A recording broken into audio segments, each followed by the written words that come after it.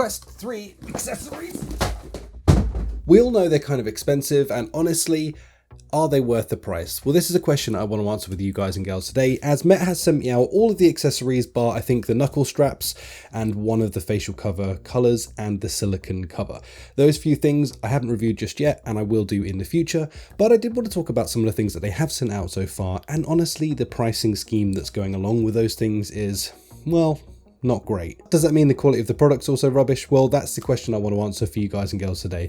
So let's dive into some of the accessories that they have sent out me, and we're going to discuss this as we go through it. It's probably going to be quite a fast-paced video because I don't want to hang around on something for this long. Don't feel like there's a lot to say about them other than my opinions on the pricing of those and whether you should be investing in any of those things or looking for third-party options. So keep that in mind.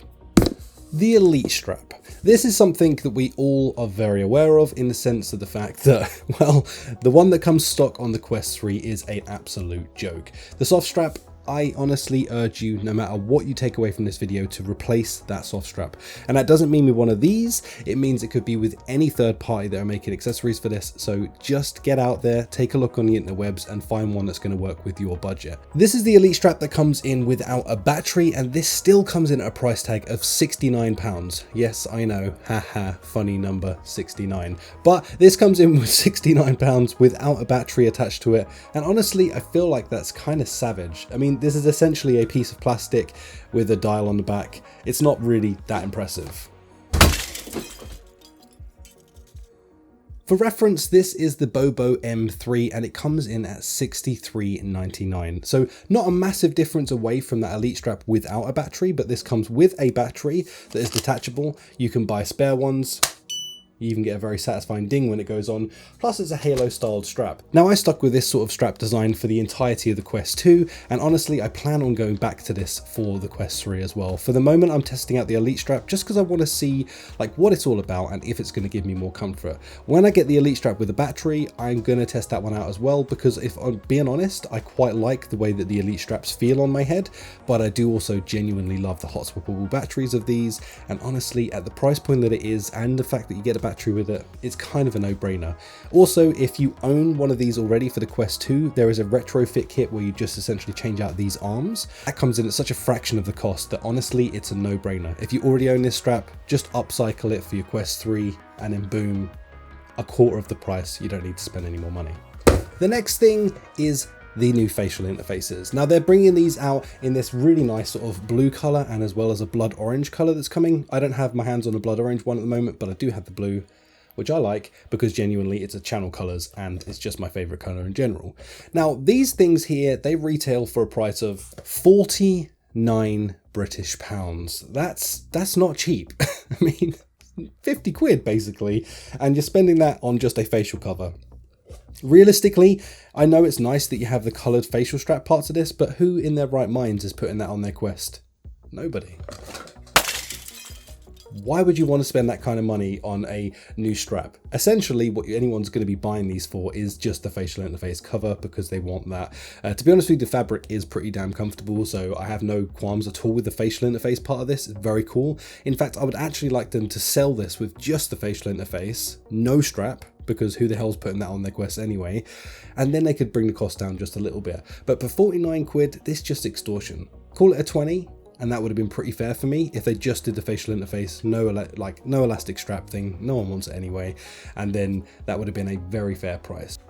Next up we have the carry case. This comes in at a merry old £69, and honestly it's a good carry case. It is very durable. I think I could throw this out of a second story building. It would probably keep my Quest pretty damn safe. It's cool and all. 69, just a little bit dear on the side of things, but if you are traveling with Quest, I highly recommend that you either pick up one of these or something of a similar nature from a third-party company. And last but not least, we have the charging dock. Now this thing honestly is the most conflicted I've ever been about recommending something in my life. I genuinely love this thing. It looks really nice on my desk. It does the job incredibly well. It comes with two rechargeable batteries that sit inside of the controllers, and just boom, you put them on the dock, it's charging, your headset's charging. It's a win-win all round. But There of course is the same old elephant in the room. This thing is 129 British pounds. That is expensive for a flipping charger, but this is why I say I'm conflicted. This thing is absolutely gorgeous. The Quest 3 already has the 3 pins at the bottom that allow it to connect to it and charge up. And honestly, the batteries that go in the controllers and charge it up as well are such a nice blend of everything. It looks good, it's aesthetically nice, and honestly, it's a very, very well built thing. This isn't like the Quest Pro charger where it's like very finicky to get everything on there and charging. You just slam down your headset, pop your controllers in there, and you're good to go. Honestly, this thing is, like I say, the most conflicting thing I have, because I want to say to everyone, you need this accessory. It's great because it means you pick up your, you literally pick up your Quest, you're good to go. You know this thing's going to have a full charge in it, you know the controllers are fully charged, and you're good to go every session you want to play it on. But at £129, it's just so damn hard for me to recommend. If this was like 60 to 80 even at the high end of 80, I still think this would be an incredibly well-priced product. But at £129, it's just so damn hard to recommend. Anyway, guys, I like to keep it real with you. I wish I could make a video just saying how great all this was and just talking about the pros of each of these items, because they all have that list of pros. But I just have to be real with you, and I like to keep it fresh. So take care, everybody. If you enjoyed this video, please do smash like. I will be reviewing the other few things that I haven't later in the future. I don't know whether I'll probably do those in short form or something, because just talking about knuckle straps and, you know, a battery interfaced elite strap aren't probably going to be something that I put into a video. But if you do want to see that, let me know. Or of course, failing that, it will come out in short form. So keep your eyes peeled on the channel for all the stuff.